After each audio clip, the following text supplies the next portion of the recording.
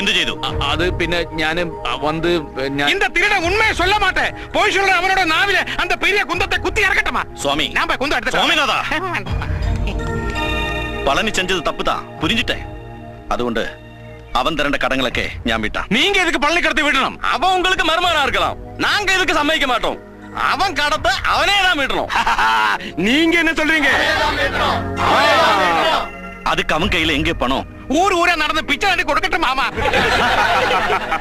அவன் தனியா வேலை செஞ்சுதான் அவன் கடனை வீட்டணும். அது நல்ல முடிவுதான். என்ன வேலை கொடுக்கணும் நீங்களே சொல்லுங்க. நான் சொல்லுகிறேன்.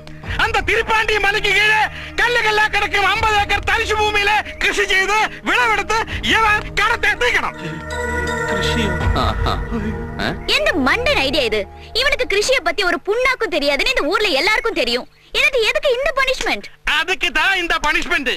இவன் கிருஷி செய்து விளைவெடுத்து இந்த ஆளுங்கள கடன் வீட்டாம இந்த ஊரை விட்டு வெளியே அனுப்ப மாட்டேன். அதுக்கு இந்த ஊர் சுற்றும் காவல் ஏற்படுத்தணும்.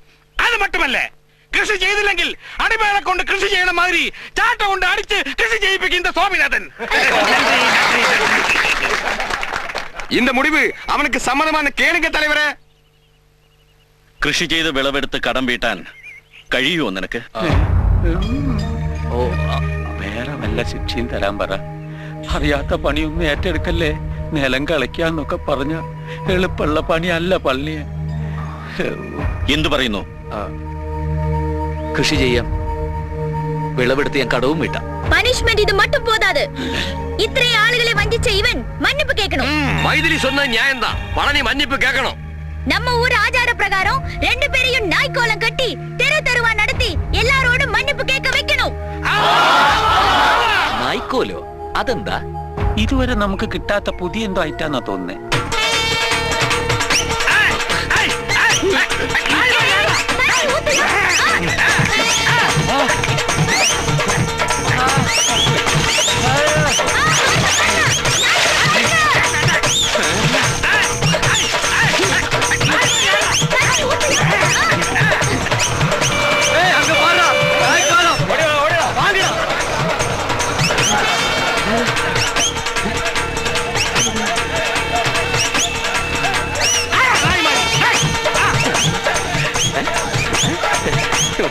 ഭ്രാന്ത്.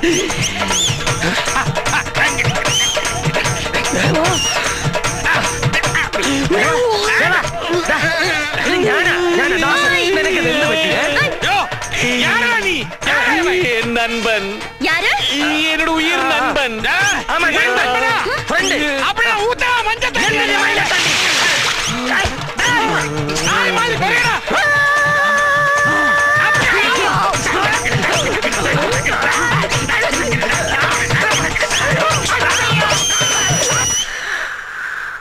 ഏത് നേരത്താ ദാസേട്ടാ നമുക്ക് ഇങ്ങനെ ഒരു ബുദ്ധി തോന്നിയത്?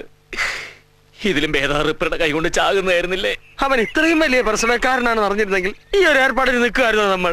ഇനിയിപ്പോ എന്താണ് ഒരു വഴി? എന്ത് വഴി? വല്ല നായയുടെയോ പട്ടിയുടെയോ പൂച്ചയുടെ ഒക്കെ വേഷം കെട്ടി ജീവിക്കുക, അത് തന്നെ.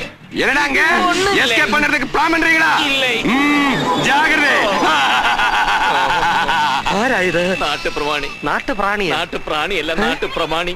ഇതാണ് ഇവിടുത്തെ കുഴപ്പം. ചുറ്റും കാവല. നാട്ടുകൂട്ടത്തിന് കൊടുത്ത വാക്ക് പാലിക്കാതെ ഇവിടെ നിന്ന് രക്ഷപ്പെടാൻ പറ്റും തോന്നുന്നില്ല. അതൊക്കെ പോട്ടെ. പഴനി ഉടുവൽപേട്ടയെന്ന് 45 കിലോ. എന്നെ കൊണ്ടൊന്നും പറയിക്കരുത്. അവിടെ കൊണ്ടാക്കിയ പഴനി എന്തായിന്ന്?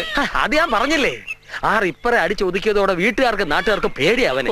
നീ അങ്ങനെ ഇങ്ങനെ മാറി ഇന്ന അവരുടെ സംശയം. എന്തായാലും ഇതുവരെ കുഴപ്പങ്ങളൊന്നും ഇല്ലാതെ കാര്യങ്ങൾ നീങ്ങിയിട്ടുണ്ട്. പ്രമാണി തൊഴണ്ട, പിച്ചക്കാരനാ. പോയി അങ്ങത്.